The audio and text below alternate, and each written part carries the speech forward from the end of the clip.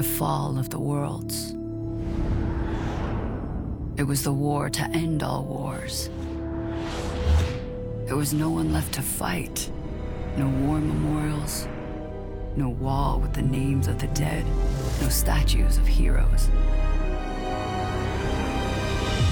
Only empty cities and the ruins of great civilizations on 2 planets. Tumbleweeds, skulls, crows. Only in Zalem did the lights stay on. Who attacked first? It doesn't matter. Once it starts, there is always a wrong which needs to be righted. Always an attack which needs to be avenged. Memory is short, hatred is long, and truth is the first casualty. Humanity's failure is that it started. Our past began as one. Humans looked outward, founding colonies among the stars. Earth and Mars were the interplanetary superpowers. Man was leaping for the stars, driven not by nobility, but greed. Greed that consumed the parent worlds, pitting Mars and its interstellar colonies against Imperial Earth. And they went to war. Not a war for independence, but a war for all the marbles. 2 civilizations, linked by history, but alien to each other, incompatible, and fighting for the same resources. There were 2 planets throwing rocks at each other like little kids, but such rocks they threw. In the grand expansion across the galaxies, man had mastered matter and energy and time itself, but learned no wisdom and found no peace. For with the mastery of matter and energy came fearsome weapons. Alita was born at this moment in history. An innocent human child brought to life on Mars. She was called Yoko until the war between the planets destroyed her home and family. She was plucked for action by the war machine, her brain installed in a basic titanium core and a no-frills cyborg body for adaptation and training. She was only 17. By the time her brain was transplanted into a Class 1 Berserker-compatible core, she had been identified as a high-value military asset, armed with the ultimate in 24th century cyborg technology. What role was this 17-year-old girl to play in the battle between Earth and Mars? Was she good then? Was she evil? Was she the Erm's instrument of destruction? The endgame of the war came with a bioweapon penetrating Earth's defenses. Humans were dying, and the spread was unchecked. Defensive action was taken, but there were no means to contain something of this magnitude. The sky city of Zalem was sealed to prevent the virus from getting in, while the disease spread around the globe, a viral tidal wave that quickly surpassed any efforts to quell the devastation. Mortality rates rose to 70%. There was carnage in the streets. Poor and powerful alike died by the millions and lay unburied. Zalem above watched as the lights of the world went out. Returning freighters and warships were turned away for fear of contamination. Some took their chances descending to the infected planet below. Others just ran out of time and went dark. The enemy grew quiet as well. The nanobot plague counterstrike on Mars had found its mark. Refugees from every place on Earth converged on Iron City under the shadow of Zalem. Isolated from the plague, the Zalans ruled the world. The surface people grew their food and worked their factories. In return, they gave them power, medicine, technology, and the rule of law. It was a cruel system, but the beacon of Zalem gave hope for the future.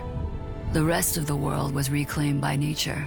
The great cities collapsed and were overrun by forest. There were pockets of humanity, sometimes in the ruins of cities, sometimes in small towns and villages. They struggled with disease and starvation. Those who could do so journeyed to Iron City. Thus, Zalem has endured for 3 centuries. The world is at peace, a rigidly enforced one. There is no growth and no progress. Though life on the ground is mired in squalor, the Zalans float above, isolated and serene. Unaware of a lonely cyborg core, a warrior of the forgotten war, discarded in the scrap, life still blinking within, ready to rise again.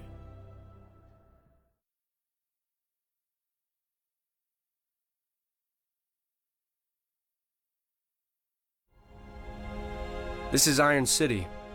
I spent my whole life here dreaming of being somewhere else. I'm the guy that can get you what you need. You work in my business, you have to know the streets. Which ones have the buried treasure, and which ones to stay out of. Barrio Purgatorio. This is workers' town. You live, you die, you never get ahead. I was one of those kids playing motorball over there. A lot of families around here. Watched my dad work himself into an early grave. Wasted limbs replaced by cyborg parts. Turning himself into a machine. Scrapyard. I come here all the time. You never know what you can find. Mostly I like to think about what life is like in Zalem. All this garbage comes from right up there. Factory district. This is the big industrial part of town. There's warehouses, factories, not much else. There are people who live here too. Rough crowd. Street gangs, cheap bars, lowest rent in town. A lot of stuff you don't want to know about happens in the nighttime around here. Working people have strange appetites. Barrio Viejo, La Splendor right here. Makes you wonder what this place was like before the fall. It's all built over now. Doquito's place used to be a casino. There are apartments on top of apartments, restaurants, street markets. I like being here. I like the energy. I like the bustle of people. Barrio Oscuro. It's known as the Shadow Quarter, but there's no great mystery. Just the most hours of darkness under Zalem.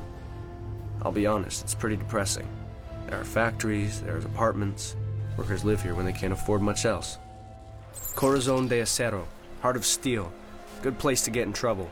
When I was young, we used to whisper secrets about coming here when we got old enough. The rowdiest place of all is the Kansas Bar. That's where the Hunter Warriors hang out. And anybody who wants to lose a limb in a bar fight.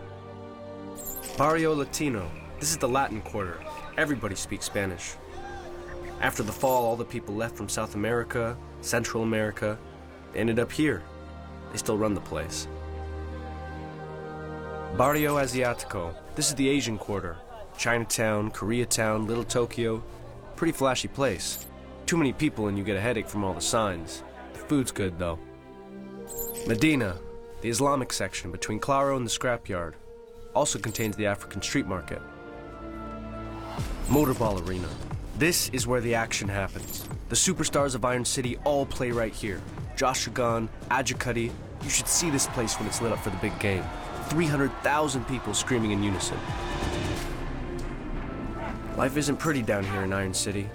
It's messy, human, noisy. You do what it takes to survive. But you know, you look up at the great sky city and that's a promise of hope. Right there, just out of reach. Down here, we don't make much, but it's real. Just watch out for the dark corners.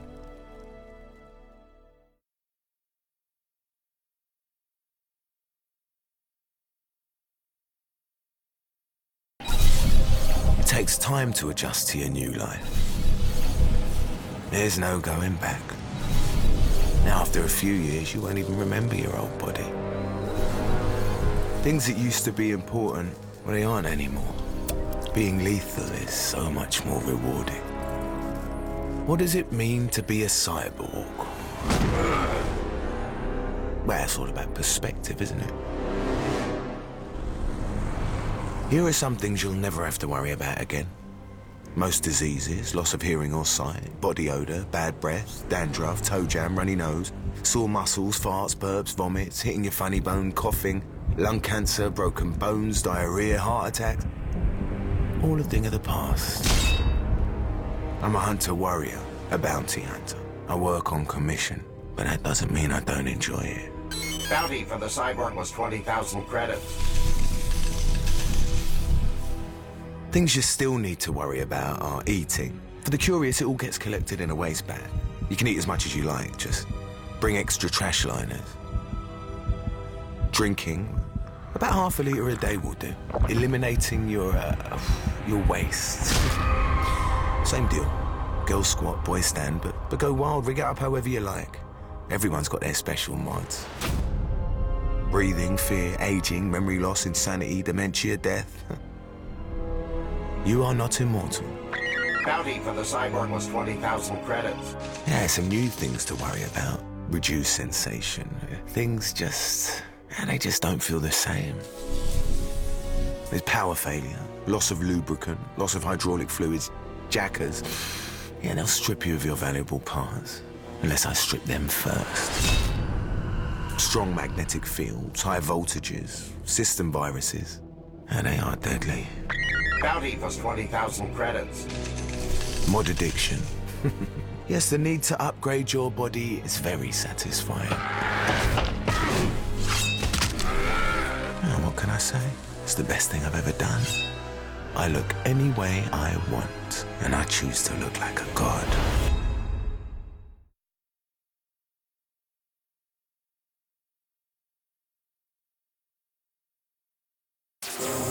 Welcome to Iron City's Sport of Kings Motorball. Gladiatorial battle as you've never seen it before. It's machine versus machine in pitched battles to the finish. It is a proliferation of ferocious machines as weapons and techniques become ever more fierce. Let's see how the game is played. Rules of the game number 1. In team competition, 2 teams of 7 compete on each side. First league standard, though in lower leagues there are 3-team and 5-team versions. Each team is allowed unlimited substitutions as long as there are never more than the initial allotment of players. Substitutions do not apply for players removed from the track on penalty. Cutthroat matches range from 5 to 12 players. No rules. Each player out for themselves. Larger variations have ranged upwards of 45 players on the track at once. Rules of the game number 2. In all league play, armor or pads are required. Helmets are optional. Propulsion systems are permitted, providing review and approval of league office. There's no limit to the number of wheels used. Players must have arms and legs. No pure-wheeled vehicles or tank tracks permitted. Weapons are allowed with the exception of projectiles. Projectiles include any type of gun, bow, spear, or anything not primarily attached to a player. Flamethrowers are limited to 6 feet. Rules of the game number 3. Any players on either team can field the motorball and move forward as fast as possible to try to score points. After gaining initial possession of the ball, the offensive team cannot try for a score until the ball has traveled 1 revolution of the track. A defensive player is allowed to intercept the ball or scoop up the ball that has been knocked out of possession, nullifying the requirement of 1 revolution. The ball carrier is not allowed to deliberately hide the ball from the defensive team. The penalty for doing so is for the team to forfeit possession.